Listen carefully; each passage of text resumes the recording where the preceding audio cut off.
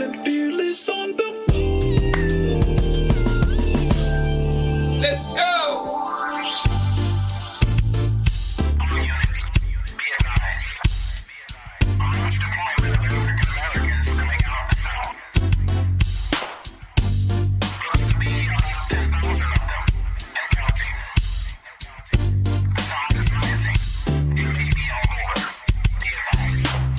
Deep in the delta where the willows grow, in the soil stained by the blood of my ancestors. Punch bowl voices call out to my soul for justice. The wicked will reap what they've sown. Spirit of Aziz is back on the rise. Soldiers in the delta kept it alive. Time to stand up, take our place in the sun. Understand the time and what must be done. 10,000 fearless on the move. 10K fearless. Mississippi. 10K fearless on the move.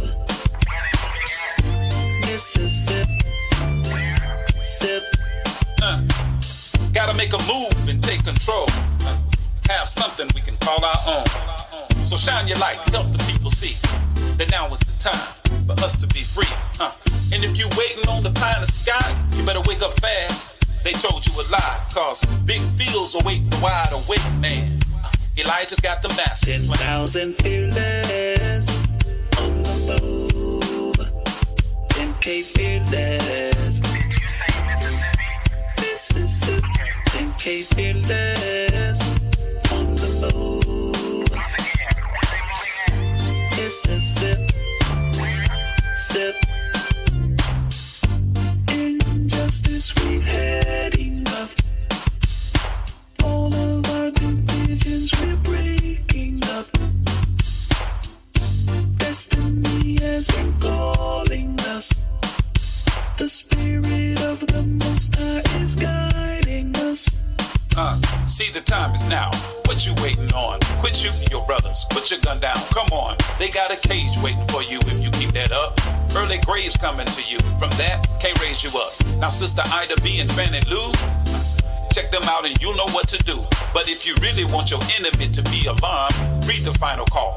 Follow Farrakhan. 10,000 fearless on the move. 10K fearless. Mississippi. 10K fearless on the move.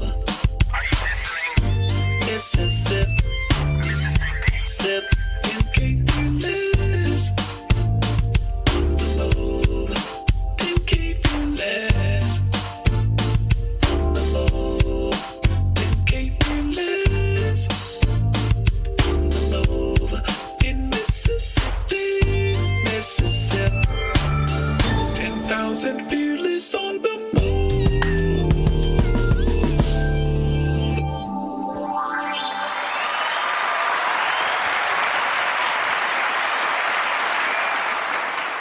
Assalamu alaikum. Peace be unto you and welcome to another edition of the 10K Fearless Tri-State Podcast. I am your host, Brother Abdul Shaheed Muhammad, and I'm always glad to be here at this microphone by Allah's grace and mercy to share with us and our listening audience information that hopefully by the grace of God will be vital and necessary and informative and beneficial to you in your daily goings on throughout the area that this podcast is designed to cover.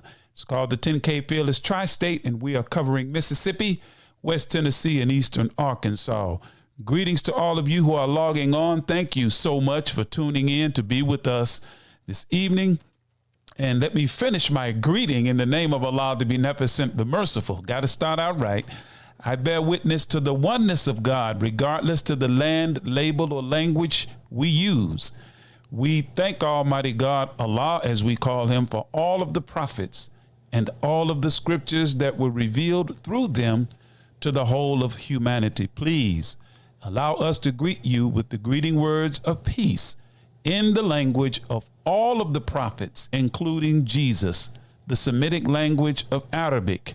And you say it as Salam Alaikum. Those words mean, may peace be unto you. Brothers and sisters, we got a very important, I won't say good, I think this program tonight is important, that we share with you the update, if you will, from our sister Tiffany Carter. She and the Carter family have agreed to come be with us tonight. They will be on at about 1:30.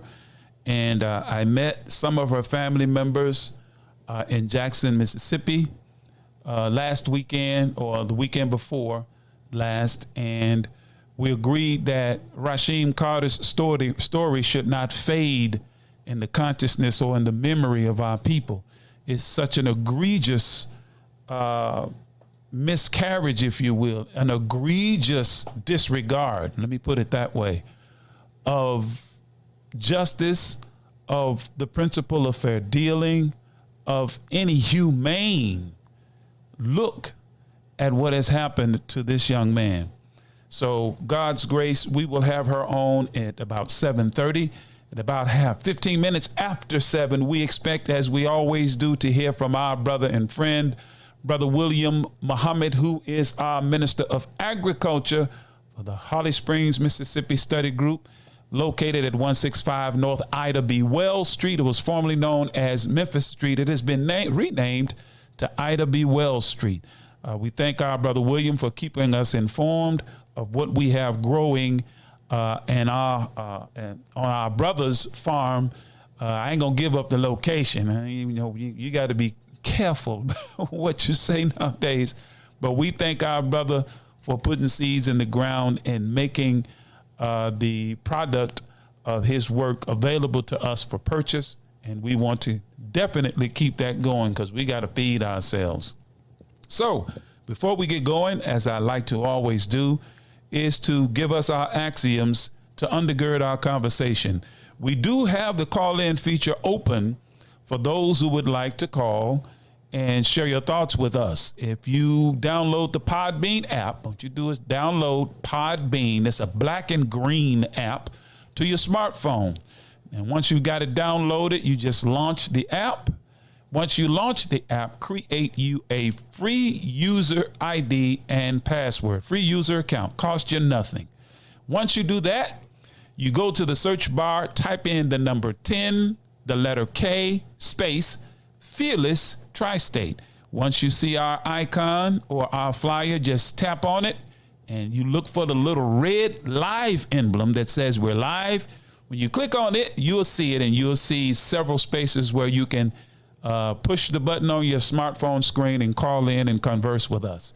Only about 4 of those spaces will be open for tonight because we plan to have Mrs. Carter, Miss Carter, Miss Tiffany, and some of her relatives on with her tonight. And I just think this is important because we don't want to forget about what's happening. We need to actually, in my estimation, join forces. I'm working and gladly participating in Zoom calls with our brother Marquel Bridges. Shout out to you, brother Marquel. You're doing great work, man.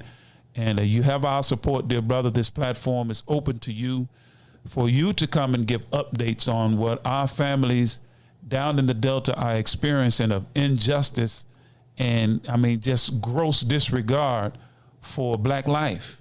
And black people, if you don't think you have enemies, you think because it's 2023 and we can get in nice houses and have a little money, we can chase the bag and get the bag, and we can drive beautiful cars, and we have a measure of freedom. We must not forget that the element that has dogged the tail of this country since we've set the soles of our feet on this land are still alive and well.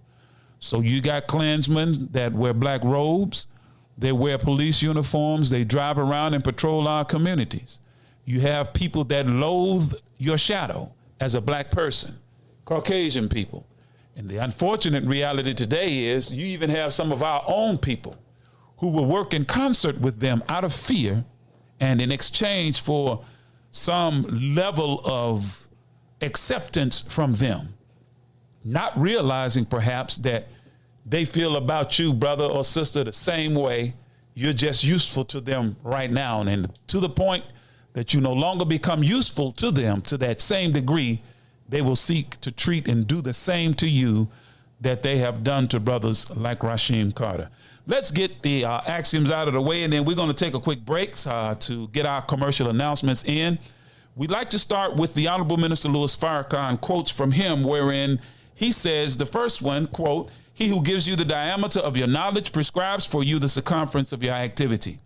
This platform will seek to give you information that you will not readily find available on what is called mainstream media or the traditional sources by which we seek information.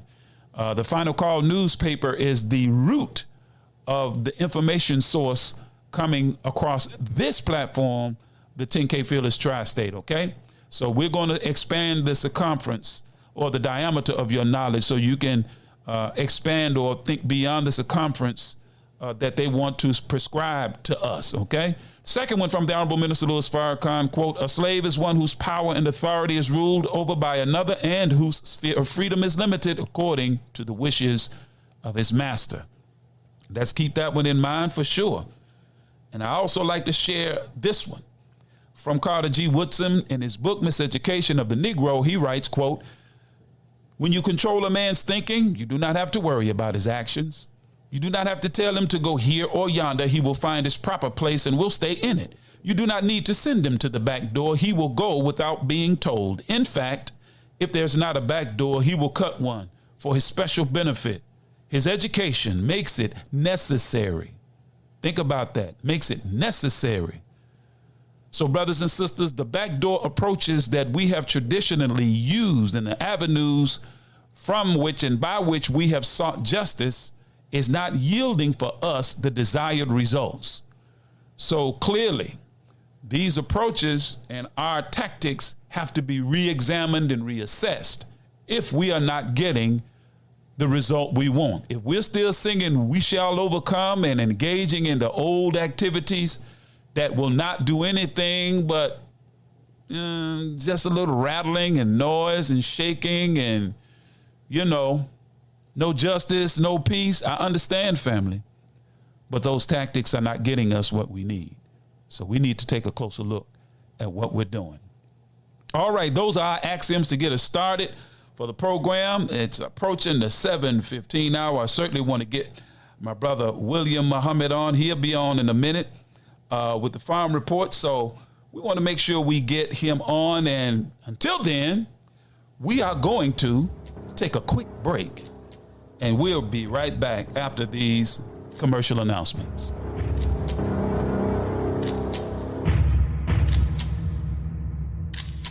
You're the best that we've ever had. You're stronger than what we had in the 60s. But you just need guidance. See, we're not strange to this. We are your brothers. We came out of this. Some of us are killers. Reform killers. Some of us was pimps. Some of us was hustlers and robbers and thieves and liars. But we don't do that no more. But we're still the same spirit.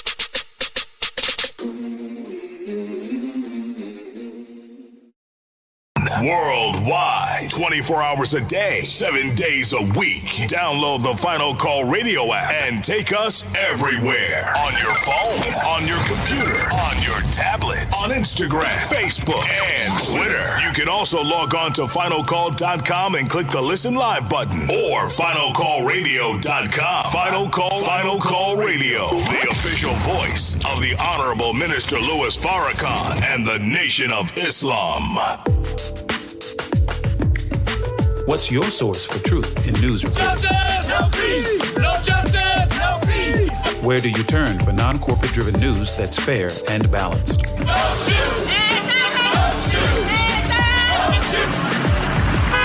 Subscribe to the Final Call News, your #1 free and independent news source that delivers hard-hitting national and international news coverage of today's political, economic, and social issues. To subscribe to local home delivery, call us at area code 662-252-8999. That's 662-252-8999. Visit our website at www.finalcall.com. Indulgence Bath and Body Boutique. At Urban Indulgence, we pride ourselves on offering quality, effective skincare. Handcrafted with plant-based, skin-loving ingredients, our soaps and body butters will give you luxurious lather and ultimate moisture. Experience the Urban Indulgence at 3314 Poplar Avenue in Memphis, 3 blocks west of Poplar Plaza, or shop with us online at theurbanindulgence.com. Theurbanindulgence.com. 10,000 fearless on the move.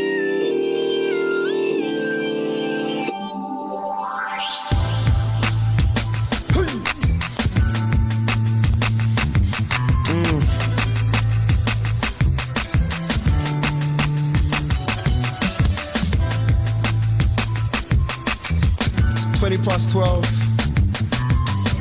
chilling in the studio, taking over the world. And we are back live here at the 10K Fearless Tri-State Podcast. I'm your brother and friends, your host as well, Brother Abdul Shahid Muhammad. And we're certainly thankful that you've tuned in this evening. We're prayerful that what we share from this platform will serve as a great information source and serve as guidance in a time of trouble and to aid us in our spiritual growth and development. So, brothers and sisters, we are at that time where we want to hear from our brother, William Muhammad, who will bring us our farm report. Let me find you on this dashboard, Brother William. You hiding from him, man. I've been scanning. Where did he go? We see our sister Tiffany on. I'm going to bring her in right now. Let me do that first, brother. I've just sent you an invite, Sister Tiffany. You just click on it, and we'll fly you right in, and I'll need to find out who are the rest of those who are with you. I see some names, but I don't see the names. We'll get them. Don't worry about it. We'll get them. Okay, now I see Sister Tasha Clark. Oh, hold it. Yes, ma'am. I think that's one of the, yes, Sister Tasha, we're going to invite you in as well. When you see that invitation, just click on it, sister, and you should come in through our dashboard. Make sure you all have created a user ID and password to get on, okay? Okay. Tiffany Clark is now a speaker. I see Tasha. I see Sister Tasha. You there, ma'am? Yes, I'm here. Can you hear me? Loud and clear. Just stand by for me. We want to see if we can get Sister Tiffany on and make sure she's on. I see that she's on the dashboard. We'll be at you all in a very few minutes. I'm going to bring Brother William in here. Hold on. I see Brother William, but it ain't let me. All right. No, not you. Not that person. This person. There you go. All right, Brother William. I just sent you an invite, brother. If you would come on in and give us our farm report. Brothers and sisters, this is our brother and friend, our Minister of Agriculture of the Muhammad Study Group, number 78A in Holly Springs, Mississippi. Assalamu alaikum, brother. Walaikum salam, sir. Oh, Lord, you on your phone again, aren't you? Yes, sir. My wife is not home. I just made it home from work, but I was hoping that it would do right today. Tell you what, do this, brother. Do this. Hang up and call me directly, and we'll bring you straight in through the switchboard, okay? Well, not the switchboard, but through my phone. And since we simply can't hear you loud and clearly on the switchboard, okay? Yes, sir. All right. Well, we're going to stand by, brothers and sisters. Meantime, I got to get our sister Tiffany on. And that's my brother William. Y'all don't mind that old loud ringing. We're going to bring him in. Hold on. Assalamu alaikum, sir. Can you hear me now? Hold on. Something ain't getting connected, brother. I'm trying to get you in on. Hold on. All right. Why you not coming through? Hold on just a minute, my brother. Be patient. Here we come. Okay, now, Brother William. Yes, sir. Can you hear me now? Loud and clear. You're coming through. Okay, brother, what you got for the farm report? Meanwhile, as I get Sister Tiffany on here. Yes, sir. First, I'm going to go over the list for Muhammad farms because I was on a company call this past Tuesday evening. And what we got for the fall crops there, We got rutabaga, broccoli, turnip, cabbage. They were planting, but the heat destroyed about 50% of those crops. So Dr. Ridley said that he was going to replant. So hopefully around Thanksgiving, they probably should be ready for those of us who want to come out there to the farm and get something there. As we get up for staple goods as well. Yes, sir. Also, I wanted to just say, at our local farm here in Mississippi, we planted spinach, rutabaga, fall squash, carrots, cabbage, beet, English peas, fall string beans, Swiss chard, and then contender beans. Whoa. Okay. I heard that broccoli, brother. I got to get some broccoli, man, and some of those rutabagas, man. Yes, sir. So, but brother told me that, it was kind of hot, so we on standby so that even though some of the plants have already started coming up, in case they don't do right due to the heat, we're going to replant some of those as well. Yes, sir. Yes, sir. Praise be to Allah. So, brother, man, when can we expect a yield from what's in the ground? We're in what, early September still? First week in September? Yes, sir. It's early September, so hopefully in a few months we should be getting something. Okay, praise be to Allah. Brother, thank you so much. Anything else you want to add before you part ways with us, brothers, and stand by and listen? That's going to be it for right now. Yes, sir. Okay, thank you, brother. Let's give our brother a round of applause. Thank you, Brother William. Yes, sir.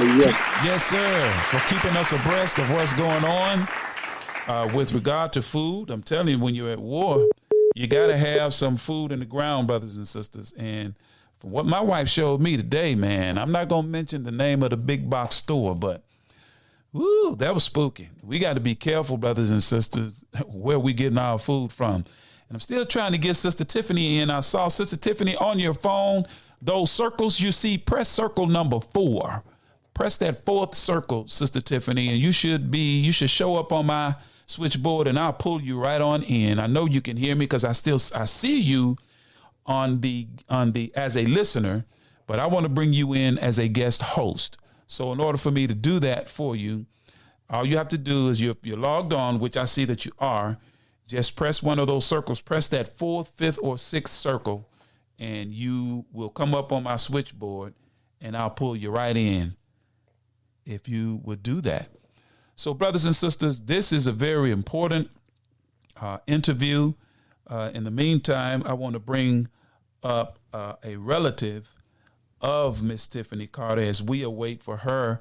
And Miss Tiffany, if it gets too complicated, I'm going to simplify this thing. You do the same thing that Brother William just did. Call me directly at my cell phone number, sister, and we can talk to you that way, because we don't want to have you to have to go through too much trouble to get in with us. But meantime, Sister Tarsha, are you there? Yes. How you doing, Queen? You doing okay today? Yes, I am. Okay. How are you related to Sister Tiffany? You all are sisters? Yes. Yes. Tiffany is my first cousin. My mom and her dad are brothers and sisters. Oh, okay. I see Sister Tiffany trying to hold on. Okay, there she is. Invite. I see Sister Lisa. Look like she's about to come on. Yeah. Now I see Sister Lisa Carter. Sister Lisa, you there too, right? Good evening. I am. Can you hear me? I am. I'm loud and clear. Loud. Now that's 2 out of 3. Now we need a. Okay, I see Sister Tiffany. There she is. Look like she should pop up in the next block. There my sister is. She's connected. Sister Tiffany. Hello. How are you guys? Sister, I am well. Let's give the Carter family a round of applause and thank them for coming on. First of all, sister, let me first say to you, Sister Tiffany, Sister Lisa, as well as Sister Tarsha, but particularly yourself, Sister Tiffany, and your whole family. First, thank you for accepting our humble invitation to be on our program, on our platform. And my condolences to you and your family for what you've been dealing with since October of last year.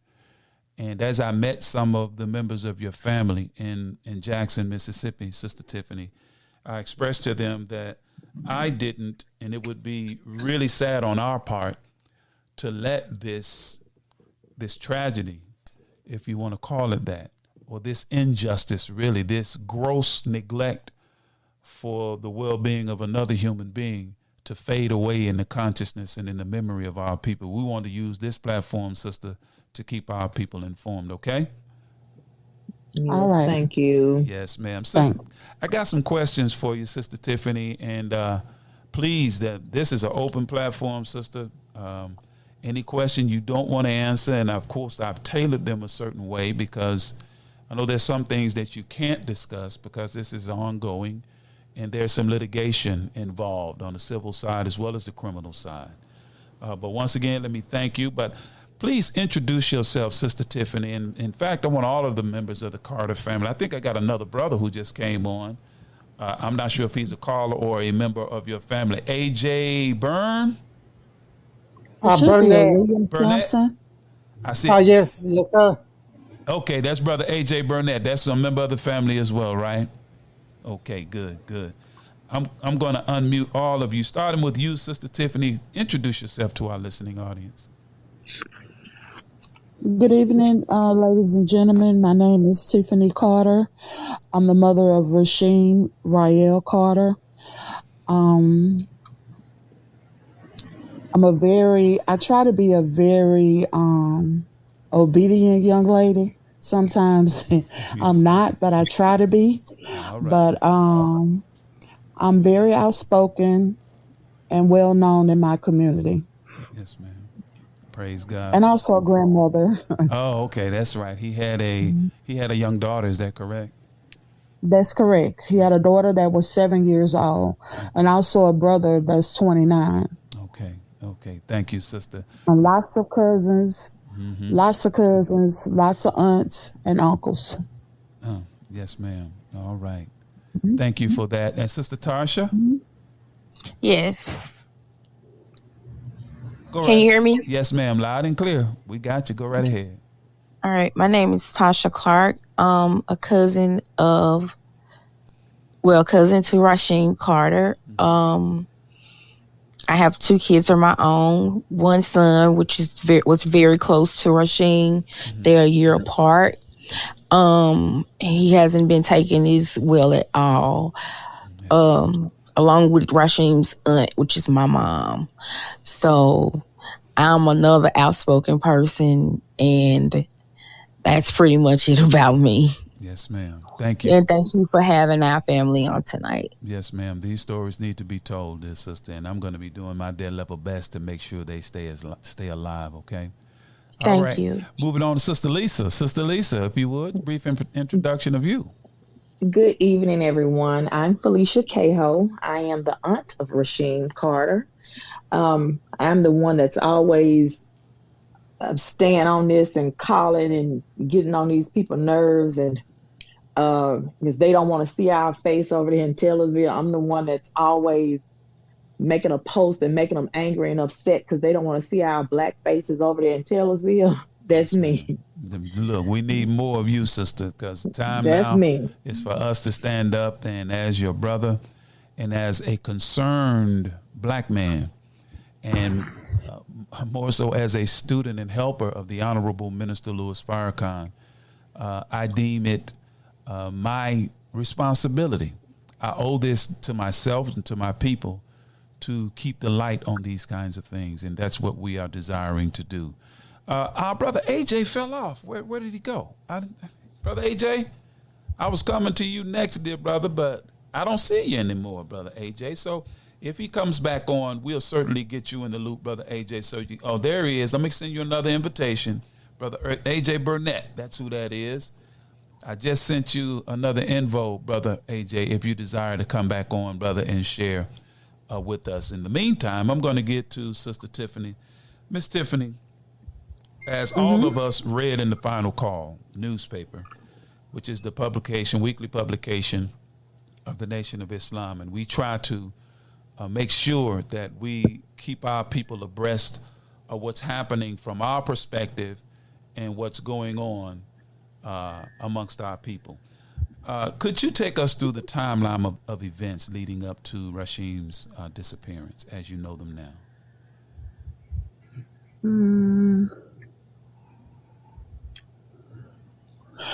I could take you as far as much as, that I care to talk about. Yes, ma'am. That's fine. Whatever you care to and talk that's about, that's to fine. Whatever you care to talk about is fine. Whatever you don't care to talk about, don't talk about it. Well, I'll just do this. My son and I, we had a real great relationship. And both of my sons, I was a teen mom with a child.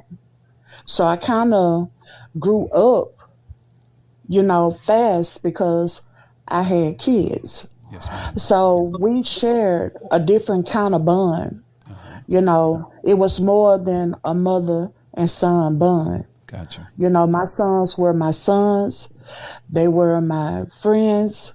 And, I didn't treat them like they couldn't count on me. Right. I did everything I possibly could do as a mother. So, like I said, anything that transpired and happened to my son, yes, ma'am. It really happened. Yes. And what he said, he really meant that. Yes, ma'am. And somebody is definitely responsible. And not just somebody, it's plenty of people involved. Yes. But I could say this, when he texts me, I talked to him when he got there, when he first got over there. I talked to him a couple of days later, because normally when he go on a job, he always would call me and let me know he made it. Once he get there, and he'll take a couple of days or whatever to get himself together, get his room situated, and go on a job. And, he had to get things together, and then he would call me back after he had got settled in and everything. Right. So when I talked to my son on that Monday, my son was doing just fine. Yes, ma'am. I told him when he get there to get his own room. Don't stay with anybody.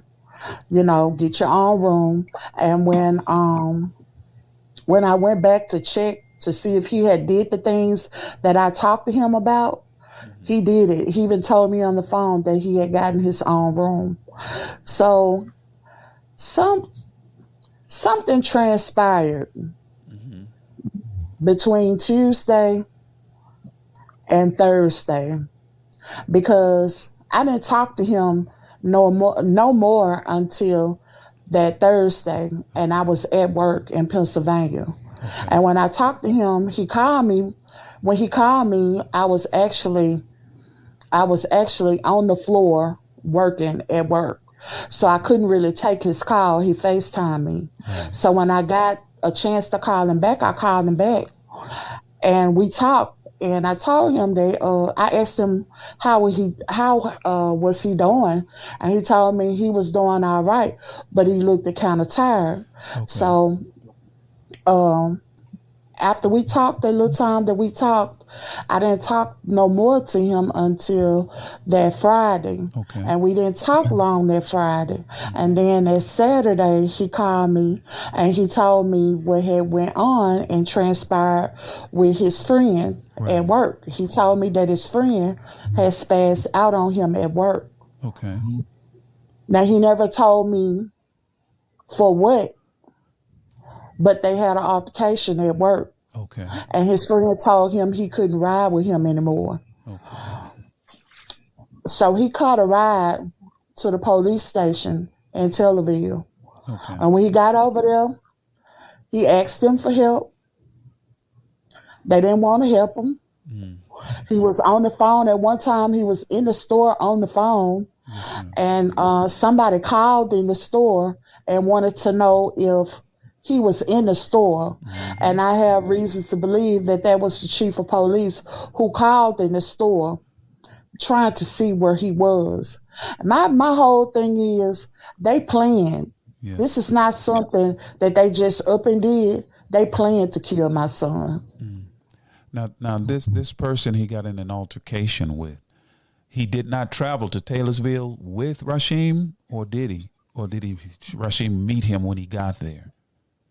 The person that he didn't travel. He didn't come from Mississippi to Tel Aviv with this guy that he had the altercation with. Gotcha. This guy was on a job before he actually got to Tel Aviv, which was in Valdosta, Georgia. Okay. They had been on a job together. Oh, okay. So this particular guy had told him if he get a ride to Tel Aviv, he would make sure he got back and forth to work. Okay, got you. Okay, this is a male white, male black? Hispanic. I never seen him. He's Spanish from my understanding. Okay, so they got into it, and because I've been doing a little research, I saw some video footage of him leaving that store. And Rasheem, when he leaves that store, he has on a red shirt and some pants and jeans and some jeans, light colored jeans. Right, and he goes out into the left and he walks out of the picture frame. Now, me as an investigator, my question would be: they could easily determine who it was they called to see whether or not Rasheem was still at that store by getting the phone records. That's very, very doable. Let me see. It wasn't. They didn't call in the store that Sunday. It wasn't that Sunday when they called in the store when he was in Family Dollar Store. Right. That was earlier Saturday. Right. Yeah. Whenever they called, in whatever store they called, if they dialed that store's number, there is a means by which they can extract those records to see who called, or at least the number that called that store, to see whether or not Rasheem was there. Let me step in for a minute. Yes, ma'am. Yes, they could find out whatever they want to find out. These phones that we have, these phones are a spy. These phones give you every information that you need. They don't want to find out because they don't want to find out. They know it, but they're not going to tell us. Right. Your phone, it tracks you wherever you go. They know your location. They know where the phone pings to. They know all of this. Yeah. Cell towers. There are people that works at Georgia Pacific, and somebody knows if it was an altercation that day. There are people there that knows what's going on. It's been people that have sent to me and my Facebook messages and all of that. They can't say anything because they don't want to die and they don't want to lose their jobs because they need to work. Because nobody, I know that they know what went on. Yes, ma'am. I know that. Let me see where that's coming from. Hold on. Oh, okay. Gotcha. Whoever that was, I guess they're just tired. They need some rest. But I'm sorry. Continue. Yes. It's a lot of things that they, every time they make a comment or a post or something and they talk about the alleged messages that Rasheem sent to his mom, they have Rasheem phone records. We have not been able to get any records. We don't know what they're doing. And it makes me so mad because we don't know if they are investigating. We don't know if the FBI has stepped in. We don't know if MBI has done anything. We don't know what's going on. Wow. But we get a lot of information from citizens in that county, in that town over there. Yes, a lot of people inbox me. Okay. And I had a guy yesterday to inbox me to let me know what the owner of the company that Rasheem was working for, he has changed his name of his businesses over there. And everything that had his name on it, he's changed it. And the message that I got yesterday, and the guy just said, I've been following the case and I just think y'all should know this. So he's changed the name of his company. I don't really know what it was before, but he told me that he has changed the name to Old School Attitude, Clemens Mechanical, Organized Chaos. And I don't like the organized chaos because I need to know what the meaning of his organized chaos is. Is it organized murders or crimes or whatever? Yeah, sound like Goon Squad if you ask me. Yes. So he's changed everything over there. And I already didn't like it because he went and hired the same attorney. If you are innocent, why would you need to hire the attorney that George Zimmerman had with Trayvon Martin? If you innocent. Yeah.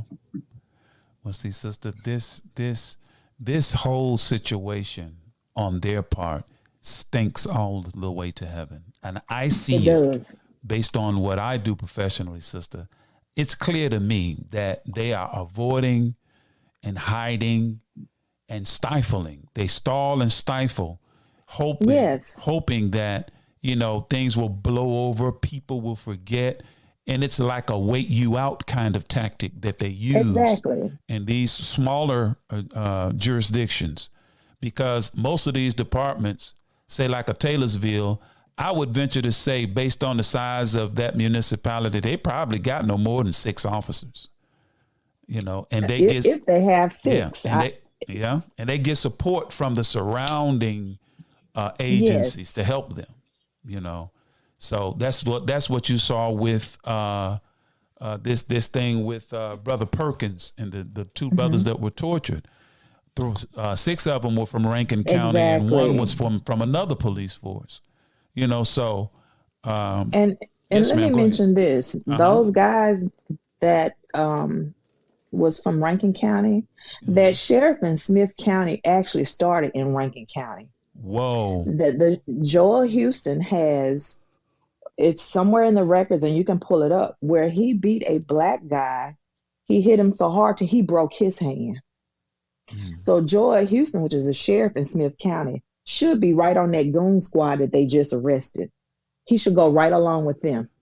Wow. So there is a connection between the Taylorsville, the Smith County sheriff, and him being a former Rankin County sheriff or officer? Exactly. That is correct. Good God. That is exactly correct. He was an officer over in Rankin County. So it's interesting before he became sheriff. Yes. Right. It's interesting to me that little tidbit, that caveat is not mentioned in national news. And of course, Rasheem's story is basically being glossed, but it's been pushed to the side. And this is one of the reasons that I wanted to talk to you all, because that becomes very, very important in the context of how this and what has happened. And in the context of what has happened, it becomes very, very, it's information that's a need to know type of piece of information, that this man is formally the sheriff. And we need to look at how long ago he was a sheriff. Was the goon squad up and running then? Did he go to Taylorsville or Smith County to establish a goon squad there as well? I don't know. I'm not liking it at all. Yes, ma'am. But dear sister, thank you for your response to that particular question. Now, so in essence, my next question is moot then. So essentially, you all have no updates. Everything's just gone dark. We have no updates. We are still from when they found his remains November 2nd. We still don't have anything. We don't know nothing. I've contacted the Mississippi Crime Lab, because a couple of days before we had service for Rasheem, they found more remains in Smith County in Taylorsville. It was in a different location is what we were told. I've contacted the Mississippi Crime Lab. They have not responded to anything that I've asked them, because there needs to be an amended autopsy report. We wanted to know what remains they found. Also, sometime, I can't give you an exact date, there were some skeletal remains that showed up in Simpson County. Of course, I called Joel Houston. He said he didn't know anything about it. Yes, ma'am. This was the only time that he called me back. I sent him pictures where the people had sent me on Instagram of the remains and stuff, and he said no, that wasn't that was a bear, that was animal remains. Okay. But those photos look like an arm and a foot or something. Okay. We have not gotten confirmation back from the crime lab or Simpson County, because they were in Simpson County, whether or not they were animal or human, but it really looks like human remains. Okay. They haven't told us anything. Okay, so in other words, because in my research of this, sister, I found that the district attorney, Chris Hennis. Yes. He's the one that said that the remains found 25 miles away from the original spot were animal remains. But you're saying to me that that was not confirmed by the Mississippi Medical Examiner's Office, the state examiner? They didn't confirm it with us, and I've emailed her about it. I've emailed the lady, Christy, at the crime lab. She never confirmed anything. She confirmed one thing with me, and that's when they found that second set of remains. And she did tell me that we did confirm that they were human remains, but only one matched Rasheem's DNA.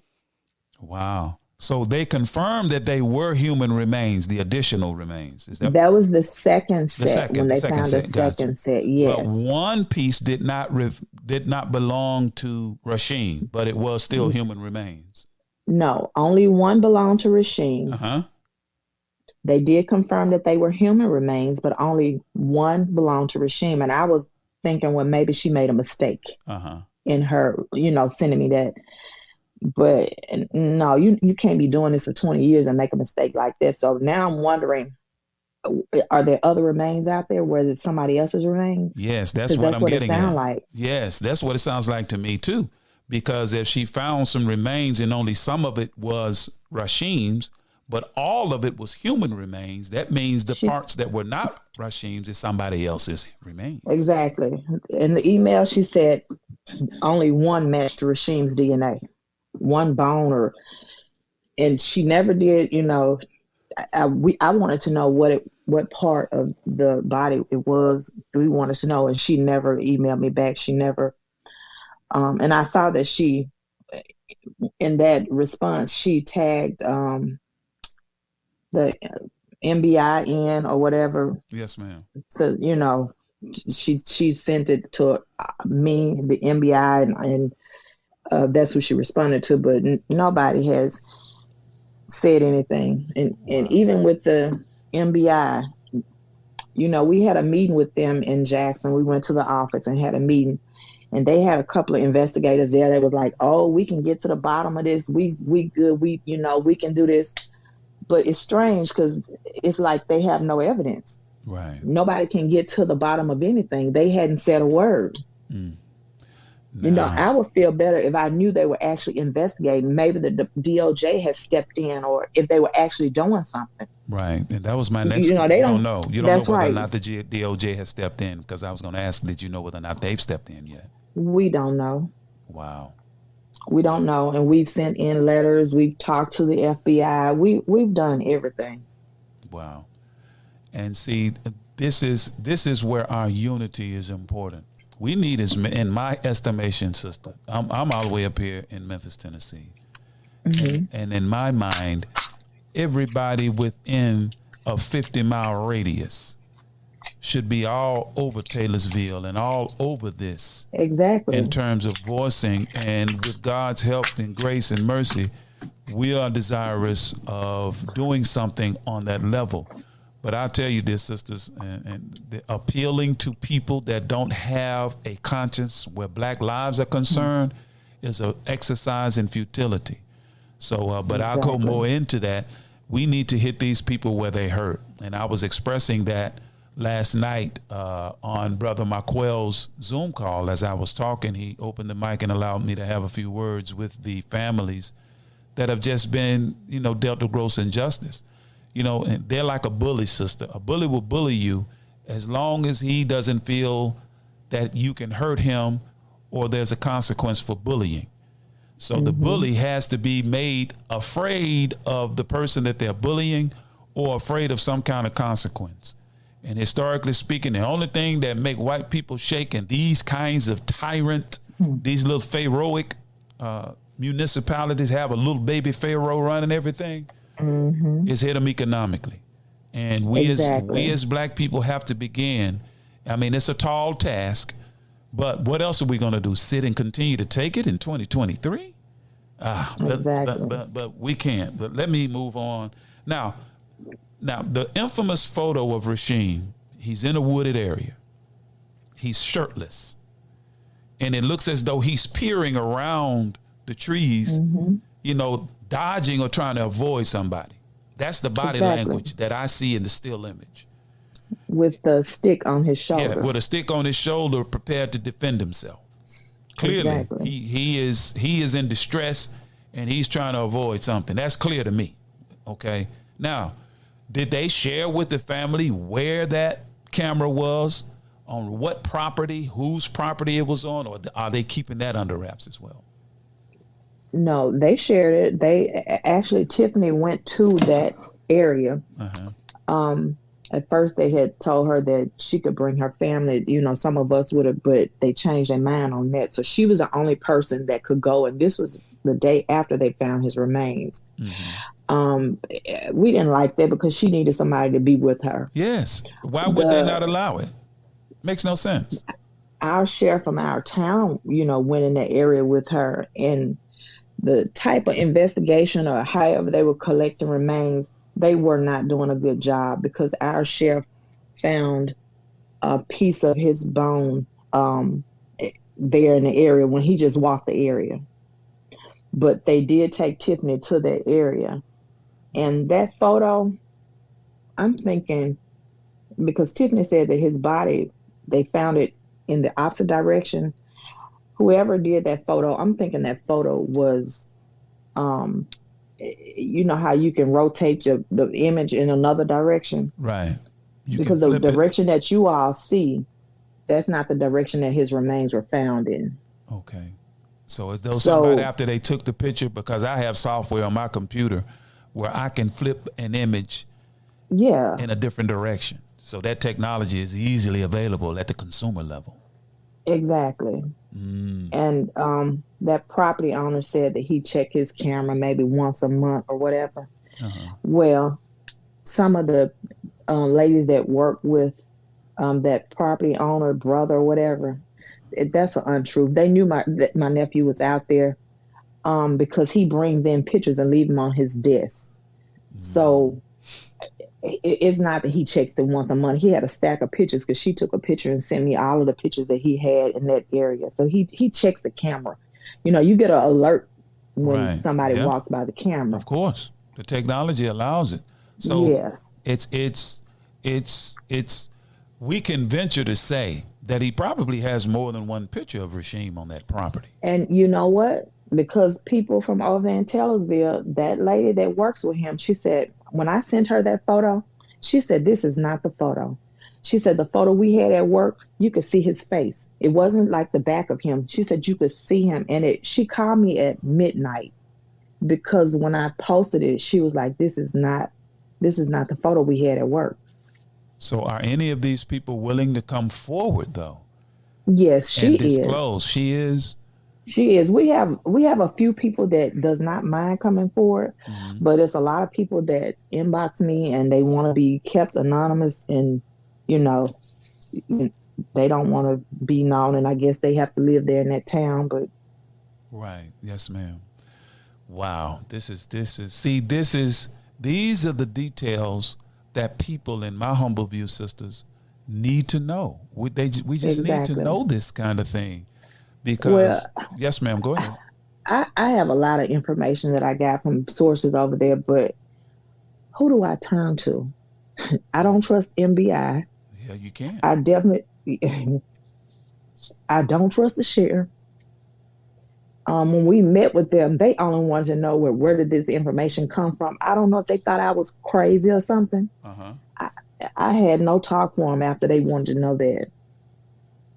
I'm not going to give you any information that someone has given me. Right. It's their job to go and find it. Yes, I don't trust them. Yes. I would never give all of the stuff that they send me. I would never give it to them. Never. Wow. We have someone on the call in. I'll get to you in just a moment. Kina. And I see Sister, I thought that was Sister Lisa. That's actually, golly, I put my phone away. That's Sister, God. Sister Felicia. That's Sister Felicia. But I'm Felicia. Now, this is Sister Felicia. I'm sorry. I'm looking at the wrong.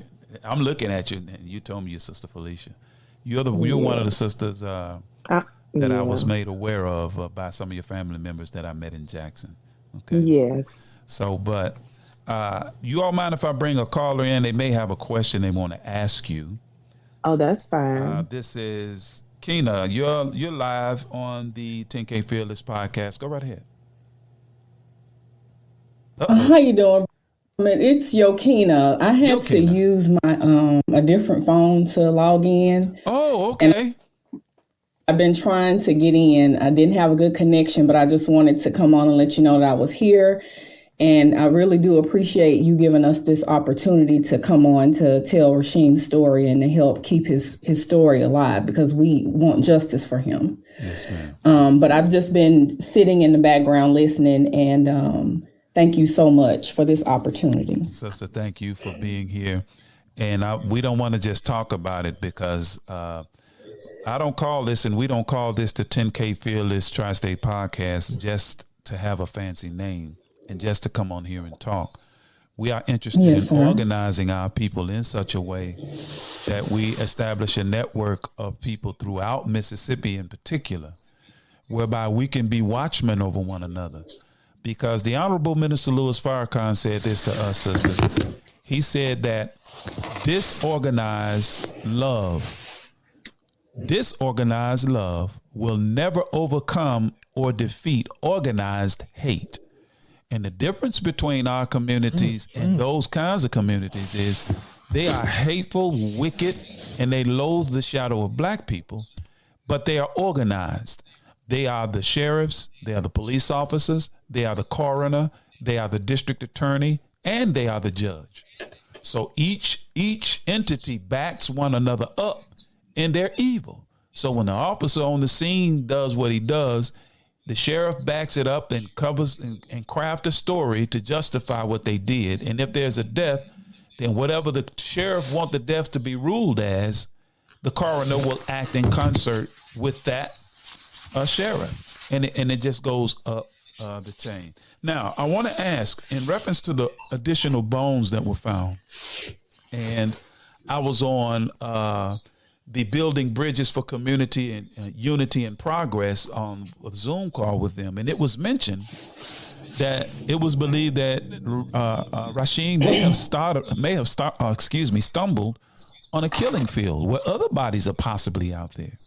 Did you all hear anything of the like?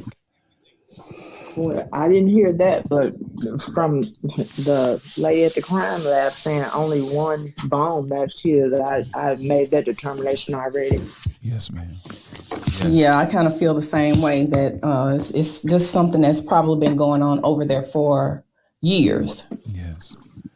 So, and that's why the DOJ has to get involved, because an excavation of the area may be in order. Because if they found human remains that don't belong to Rasheem, you mean to tell me that that does not prompt local authorities to go to the area and see what else is out there? You know what I'm saying? That's a rhetorical question. I mean, this is some. It should. Yeah, it definitely not. If it was any other ethnic group, it'd be an all hands on deck approach.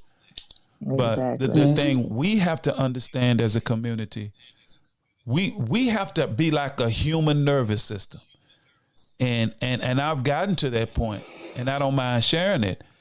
It was difficult. It's difficult for me to be on Brother Marquell's Zoom calls, because to hear those families, you know, in their passion lament over what has happened to him. And I hear it in your voices.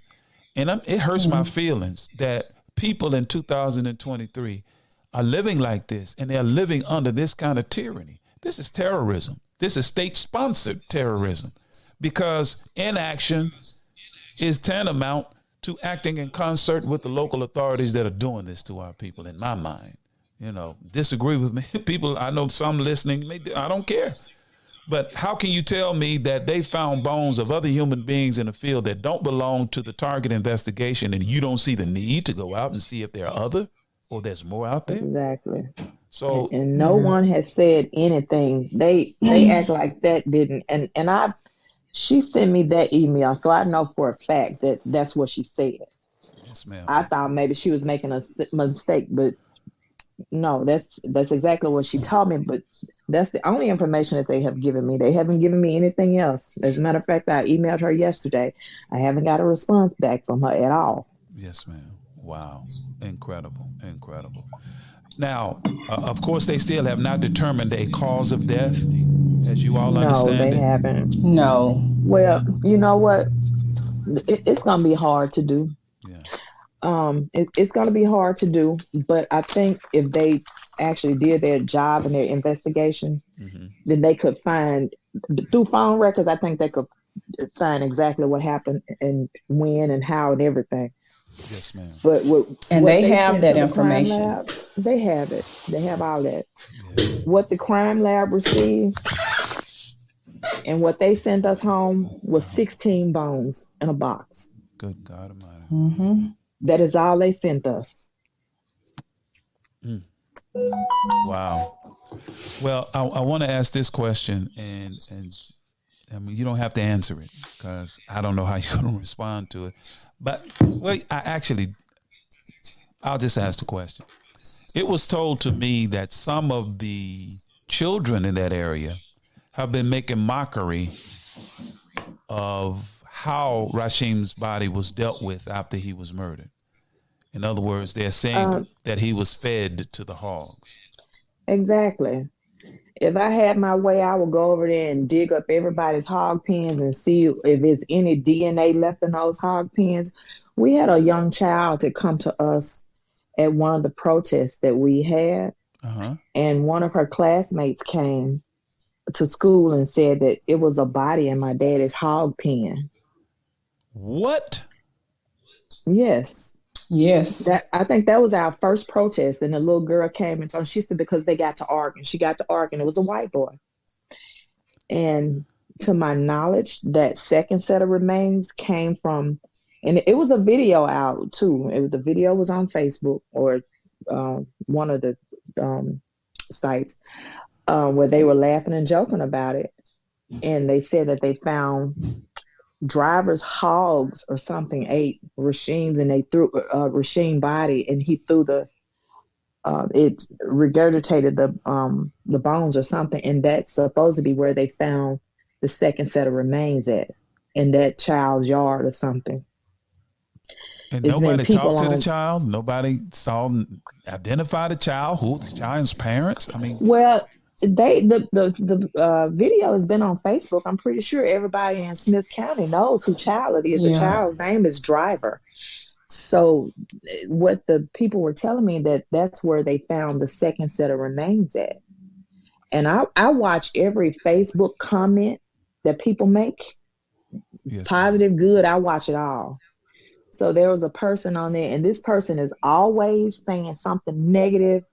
Well, he just went in the woods, and how y'all saying it's murder? He went in the woods and died. Y'all don't have no evidence. And why y'all can be mad at somebody because I let my hogs roam about and eat freely. Right. And this is the white man that owns the hogs? This is, according to the people and according to his comments, they can't charge me for anything just because my hogs roam about to get food and get fattened up like that. Oh, okay. But the child said he saw a body in her dad's hog pen. Yes. That's not freely roaming. Yes. No, that's not freely roaming. That's why if I could have my way, I would go over there because DNA is something. Yes. DNA can be left behind. You can find it anywhere. Yes. You can Clorox and Pine Sol or whatever you want to do. So why haven't they issued a warrant, a search warrant for that hog pen? Since they know it's Smith County, they know they know the girl, they know the parents. A warrant should be executed. See, this is what Honorable Louis Farrakhan has said to us. See, if the Department of Justice does not step in, you're going to push black people to the point where we have no choice. Yeah.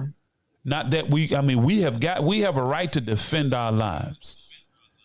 And as I was sharing with those brothers and sisters on the Zoom call, a bully will continue to bully you as long as he feels that you are no threat or he will suffer no consequence as a result of his behavior.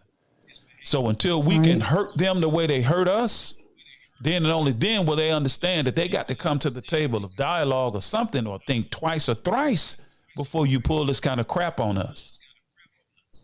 And our responsibility as a community of people, because not the Carter family, but us as a community of black people living in America, to some degree, we are derelict in the sense that we use any and every excuse to stay separated from one another. As I alluded to earlier, they're organized in their hatred of black folk. They can put all of their differences aside. And that's where we fall short. We fall short. We cannot stand together as a community to fight things of this nature. Yes, ma'am. Because it doesn't matter to me what your political view is, no matter to me what your religion is, because, sister, my experience is when I do prison reform ministry, the prisons are full of Christians. They're full of Muslims, and they're full of all people of all different kinds of faith traditions and whatnot. And guess what? Over 90% of them are black. So and I tell brothers in the prison, look, man, your unity is the best weapon you got in here and the best defense you got in here. You can't be banging with your brother because he a Crip and you a Blood. We're going to have to stop that.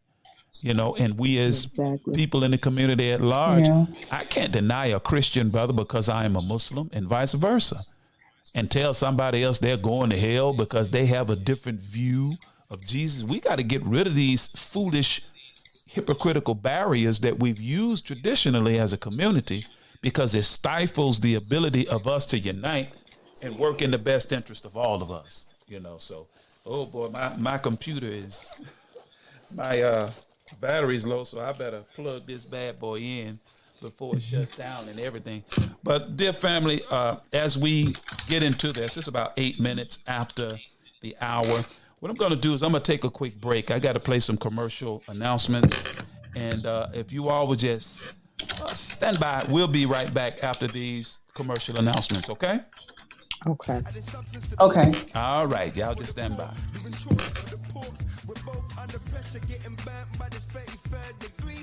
So why on earth you wanna smoke me? It's your brother who's broke. It's your brother who's dying. It's your brother who you poke. Stick him up with the iron. Someone who is arrested for the same dirty job. After you get a sentence in the prison, full stop. It's your brother who knows and overstands your grind. Your brother has the same pain sitting in his mind. Ignorant and blind, we divide by these different ends. We can come together and just fight for these dividends. Look, do you want your own demise? Do you know that this is all by design? What you think is a coincidence to all around the world? We're the biggest ones dying and we're filling up the jails. But still, we own nothing, not the clothes on our back.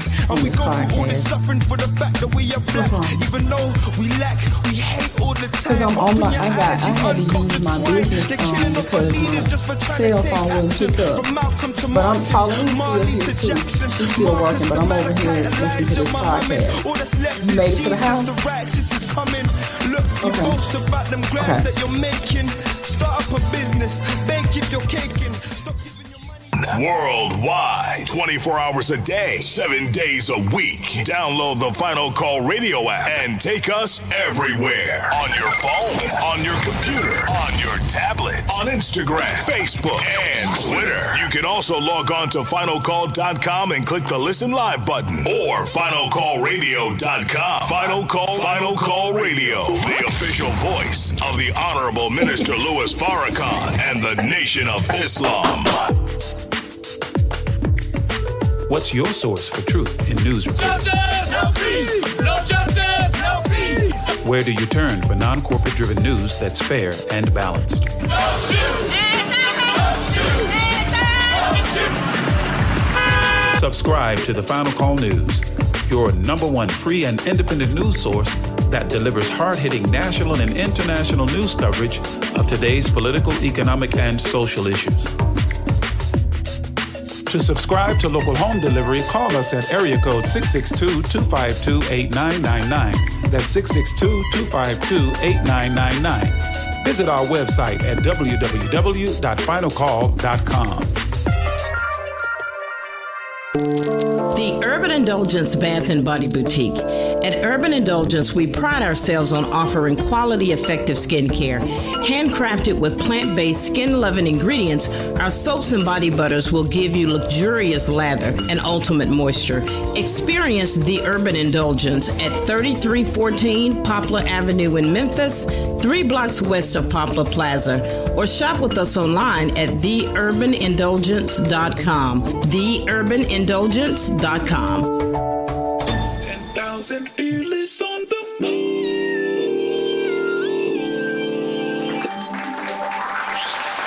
And we are back live here on the 10K Fearless Tri-State Podcast. Again, I am your host, Brother Abdul Shaheed Muhammad. We have live the Tiffany Carter family, Sister Tiffany, Sister Tarsha, and others. And the information you all are sharing with us, dear sisters, is it's overwhelming to know these things as a mother, as a family, and to see the standstill that you are experiencing with this investigation. But let me get to the top, to the next phase of what I wanted to try to get to with this conversation we're having with you. Now, we know sundown towns, whether they want to admit it or not, is still a reality in America. Yes, it is. They can say that they don't, but I wanted to hear from you all. Do you all know of any sundown towns? We can actually say Taylorsville is certainly one. You can say Taylorsville, but that next county over, that next town over, Mize, it's definitely a sundown town. Mize, Mississippi, is a sundown town. Yes. Wow, Mize, M-I-Z-E? That's correct. Wow. So that area and the reality, you hear about places like Forsyth County, Georgia. You hear about places in Texas. As a matter of fact, I was watching a post of a brother who's a truck driver. He had to drop a load in Texas, and the person told him, "Look, man, drop your load and get out of here before the sun goes down because it ain't gonna be safe for you here." And I've heard people talk about that in Mississippi. Now, what I want to get to at this point, because, I know you all got a lot of more information to share, but what do you think we can do between the disaffected families, our communities, to bring greater awareness to what small town police and sheriffs and coroners and DAs and judges, the crap that they do to us? How can we, be a bit more cohesive as a community, that we may be watchmen for one another? What are your thoughts on that? Anyone can respond.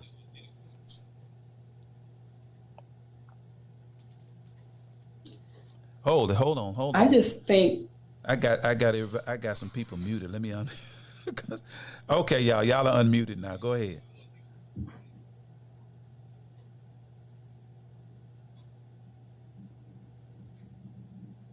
Go ahead, Sister Keena. I think that was you. Hello, can you hear me? Loud and clear. Yes.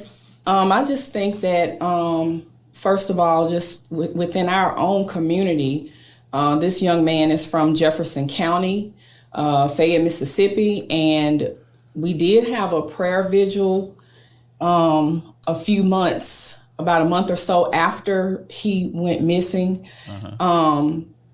We did not have a large turnout as I expected that we would, but that was just an example of just someone from your own hometown that this has happened to, and the turnout that we had.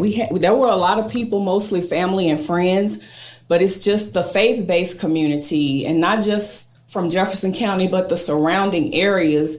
Anyone that this story touches, that hears about it, that knows our family, everyone should be affected and feel some type of way about this. And I think that it has to start at home first. And then as we band together and we grow outward and keep this thing getting bigger and bigger and adding more people. Everybody wants to stand up and say what they stand for. But then when it comes time to fight, when we go over to the rallies, and the first time that we went over to look for him that following Saturday, just a number of people who showed up, it was basically family and a few friends, and so as a community, because it's not in your backyard or in your household right now. Right. It could be your family tomorrow, and you're going to want people to rally behind you, to support you. We got to start at home first. And so I think that's the first thing, and we just have to keep standing, and instead of us fighting each other, we need to stick together and fight for each other. Absolutely, Exactly. sister. My sentiment exactly. And with each other. That's right. Anybody else want to share their thoughts on that? I just want to say that a quote from Mamie Till: "The murder of her son has shown me that what happens to any of us anywhere in the world had better be the business of us all. And it should be the business of everybody that has a black son everywhere. A black daughter, because they killing black women too. Yes, ma'am. So we should everybody should be supporting everybody. Absolutely. Every black person should be. Yes. And you know, sister, it's interesting you bring up Sister Mamie Till. You know, what Mississippi has shown me. I, as a student of the Honorable Minister Louis Farrakhan, I'm the brother that is the student minister of our Holly Springs, Mississippi study group right there in Holly Springs. Mm-hmm. And as his student, it is our responsibility to accept responsibility in our community. And because our detractors know the power of unity and the fearlessness with which we have been imbued by way of the message of the Honorable Minister Louis Farrakhan, they don't want that amongst black people. They don't want fearlessness. And I noticed, and one thing I've observed among us, particularly in Mississippi, there's a fear, and they murder us to keep the social order. Just on GP. They don't do it. I mean, they're just like they did back in the day where the word picnic came from. They just pick a nigga and, you know, just kill us just to keep fear in our community where they're concerned, so they can maintain the social order and their control over the resources. But I asked that question because I want to lead into what is the purpose and the name of this podcast, the 10K Fearless. During the Million Man March, I'll start there. If you all would just kind of go look at the history of the Million Man March, one of the things that the Honorable Minister Louis Farrakhan asked those black men to do that were in attendance on that day was to return home and join some organization or church that's doing something to bring about better conditions in our communities and words. Join a church, your choice. Now, here's a Muslim telling brothers, according to numbers, 80% of the people that attended, the men that attended, identified as Christians.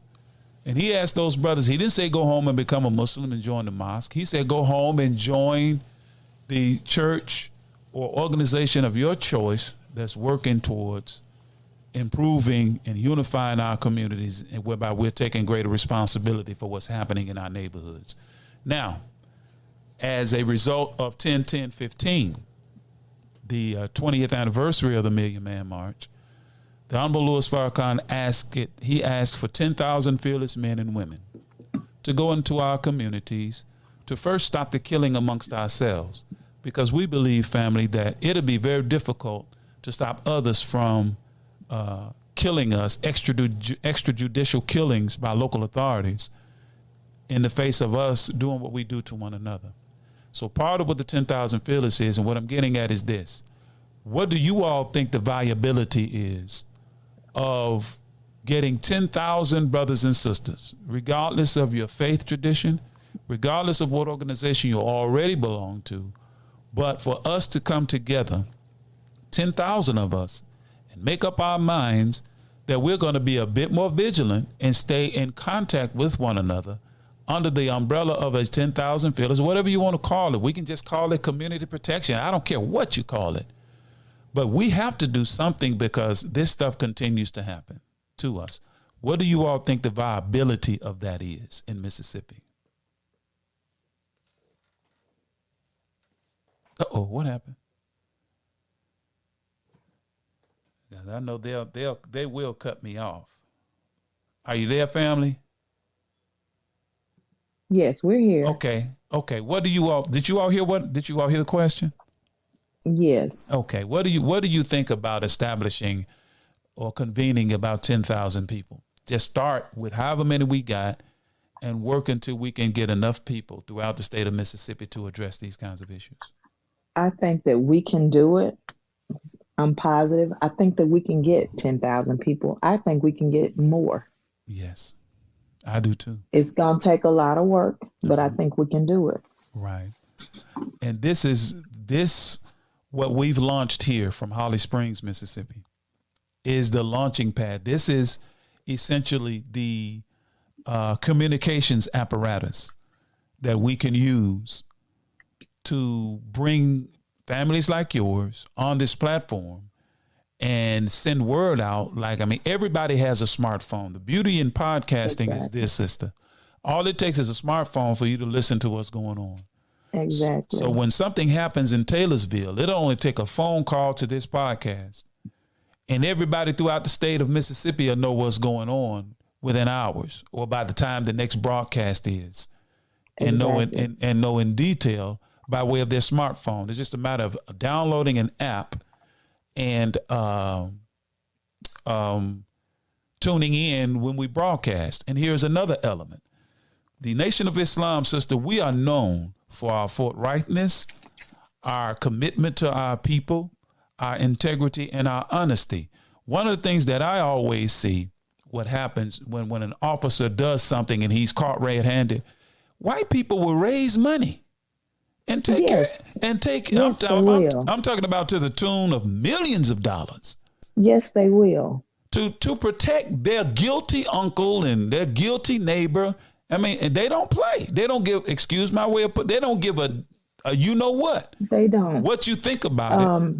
Right now, I'm working here in New York, and I don't know if you guys have heard about the white young guy that choked the black homeless man out on the subway. On video. Did you guys see how many dollars they raised for him? Millions. Last I checked, it was approaching 2 point something.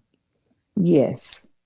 Yeah. And he flat out killed that black man for no reason. He didn't have a weapon. He didn't have anything. No. But he choked him until he died. Yes. And they raised millions for him. Right, sister. And my point in saying that is this.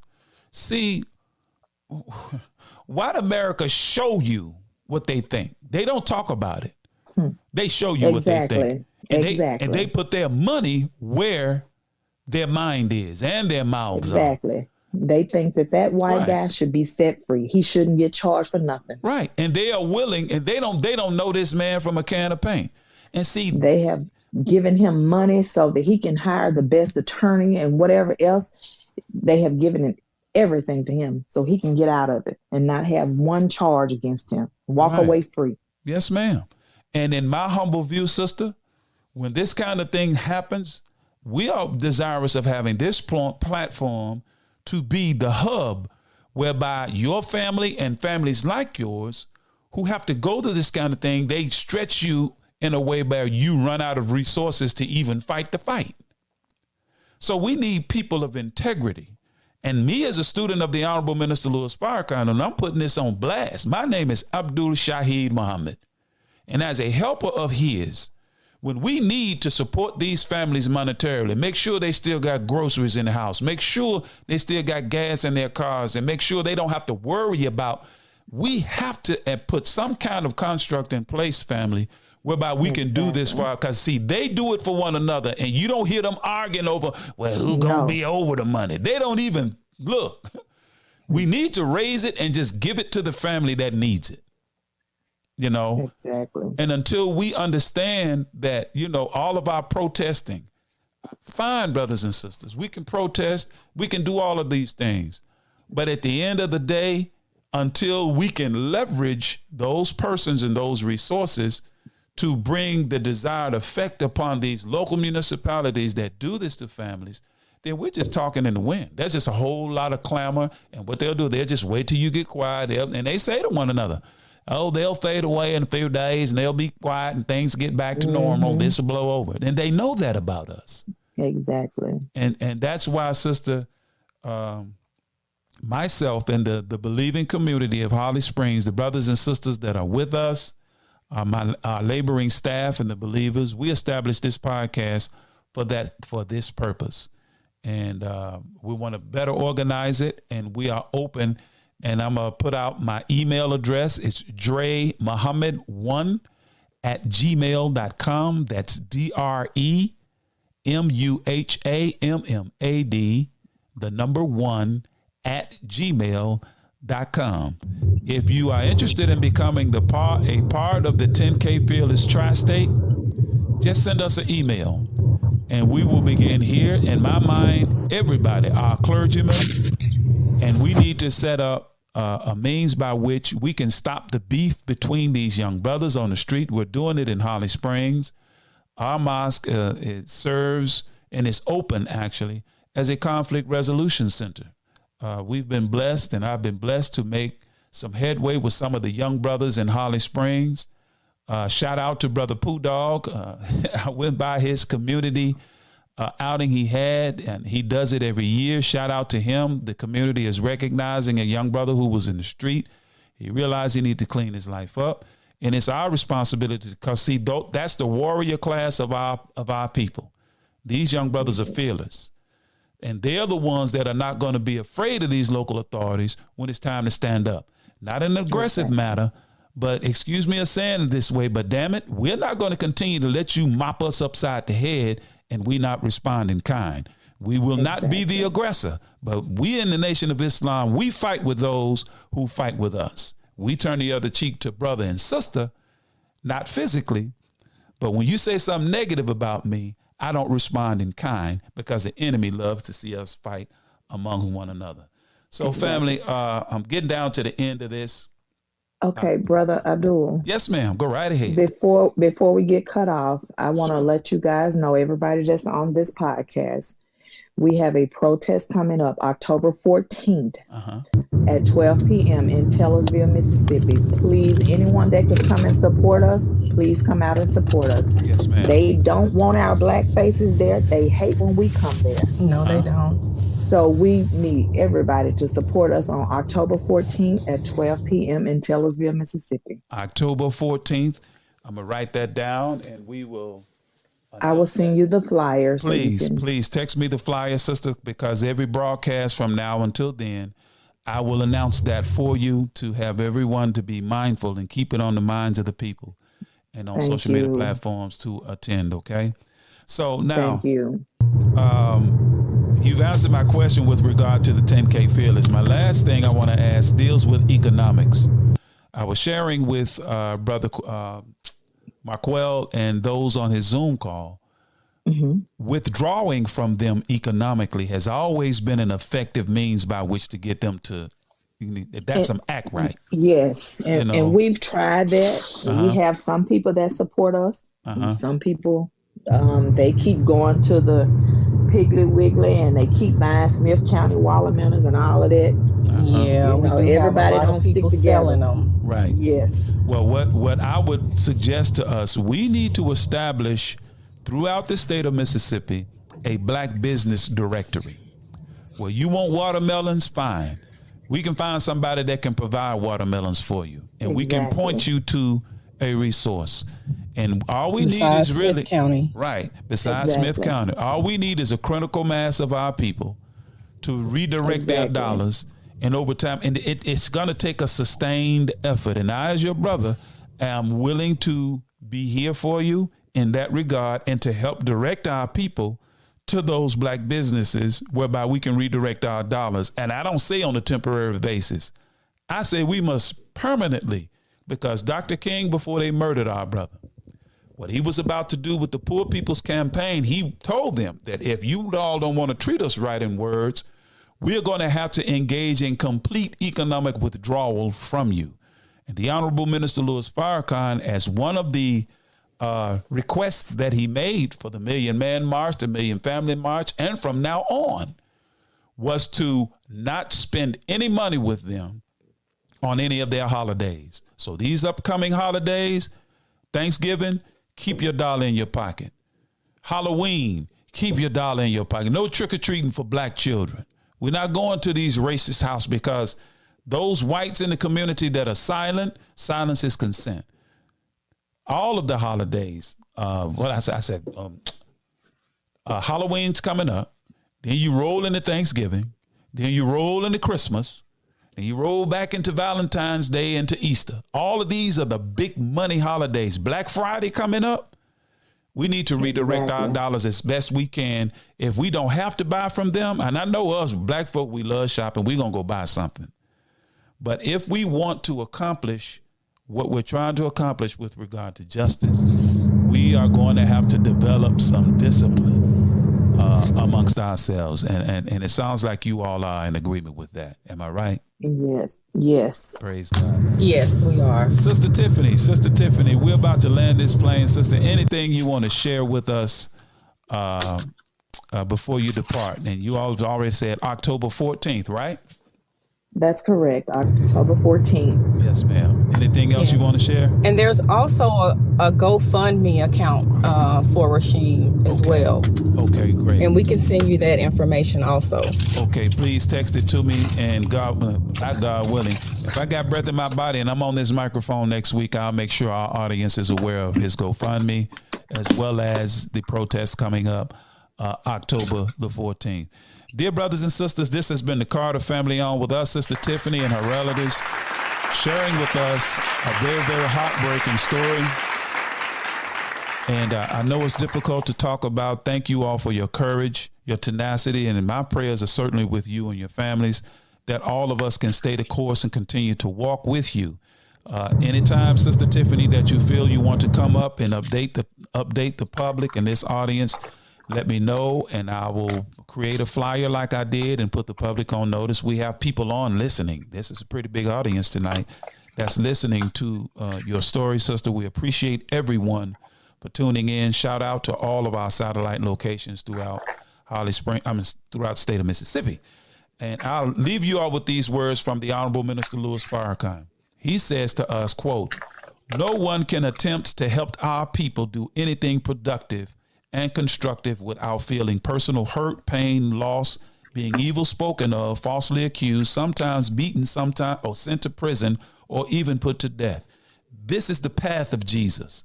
This is the path of Muhammad, and this is the path of every sincere person who wants to see his or her people delivered from our present condition." End quote. So, look, we're going to suffer death at some point anyway. Not that we got a death wish. But brothers and sisters, the more of us get involved in this kind of activity and supporting families like these, the easier it will be, just like other communities. You don't see this happen to Jewish people. No. Because they have a community that is so close-knit and they work together that you can't do that to them because they are protected, because they are connected. So if we want to be protected, black folk, we got to be connected. All right. So, dear brothers and sisters, thank you all for tuning in. Much. God bless you all. Thank you so much for having us. Yes, and thanks everyone for listening in. Praise God. Let's give them another round of applause. And as they go away, we thank the Carter family so very much for being a part of tonight's program. And we're going to take another quick break, family, and we're going to come back. Don't worry. I'm going to give us the cultural segment tonight, and we'll be right back.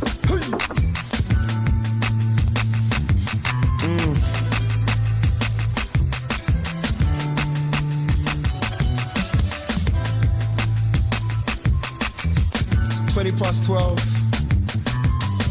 Chilling in the studio. Taking over the world. Assalamu alaikum. Wa alaikum salam.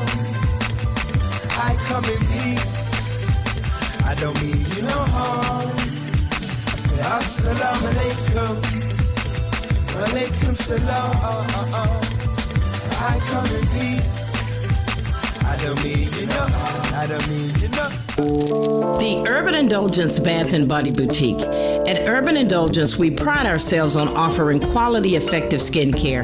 Handcrafted with plant-based, skin-loving ingredients, our soaps and body butters will give you luxurious lather and ultimate moisture. Experience The Urban Indulgence at 3314 Poplar Avenue in Memphis, 3 blocks west of Poplar Plaza, or shop with us online at theurbanindulgence.com. Theurbanindulgence.com. Worldwide, 24 hours a day, 7 days a week. Download the Final Call radio app and take us everywhere. On your phone, on your computer, on your tablet, on Instagram, Facebook, and Twitter. You can also log on to finalcall.com and click the Listen Live button or finalcallradio.com. Final Call Radio, the official voice of the Honorable Minister Louis Farrakhan and the Nation of Islam. What's your source for truth in news reports? Justice, no peace. No justice, no peace. Where do you turn for non-corporate driven news that's fair and balanced? No shoot. No shoot. Subscribe to the Final Call News, your #1 free and independent news source that delivers hard-hitting national and international news coverage of today's political, economic, and social issues. To subscribe to local home delivery, call us at area code 662-252-8999. That's 662-252-8999. Visit our website at www.finalcall.com. 10,000 fearless on the move.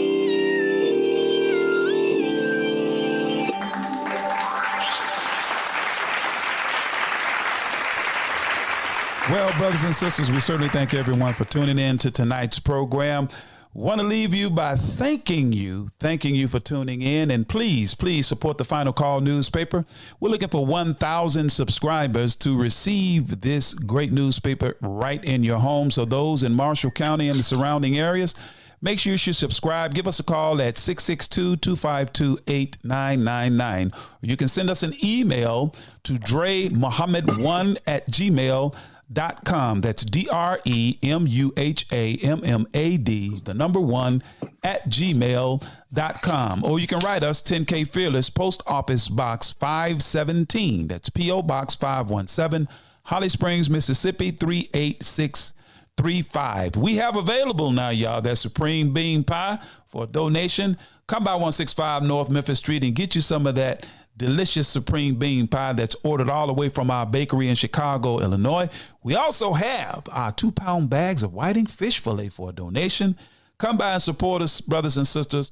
We need to organize ourselves and monetize ourselves in such a way that we support those who support us and fight for those who need to be fought for in our community and fight against those who fight with us.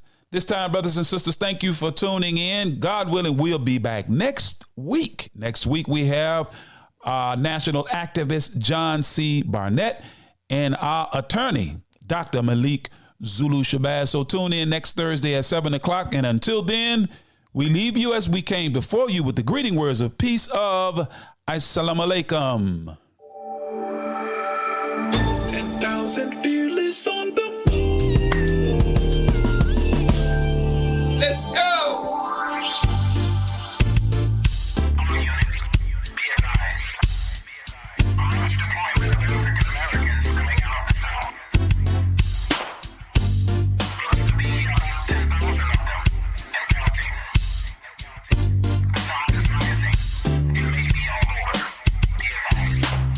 Deep in the delta where the willows grow, in the soil stained by the blood of my ancestors.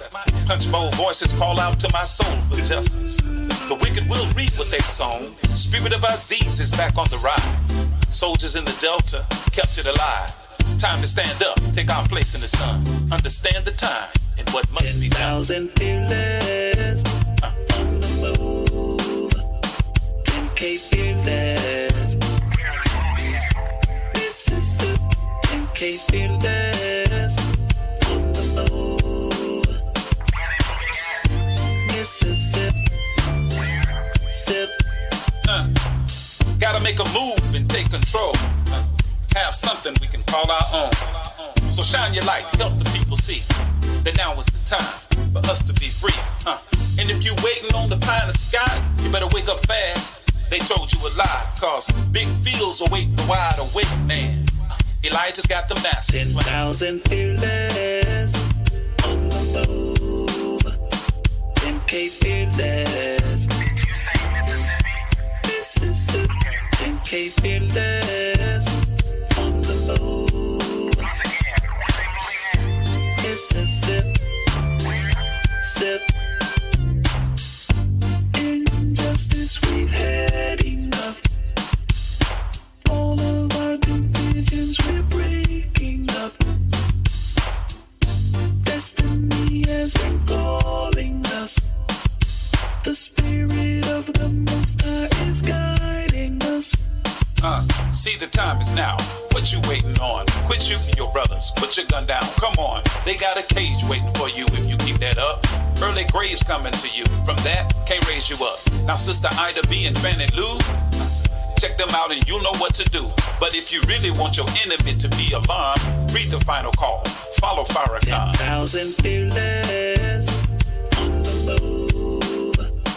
10K fearless. Mississippi. 10K fearless on the move. Mississippi. Sip. 10K fearless on the move. 10K fearless on the move. 10K fearless on the move. In Mississippi, Mississippi. 10,000 fearless on the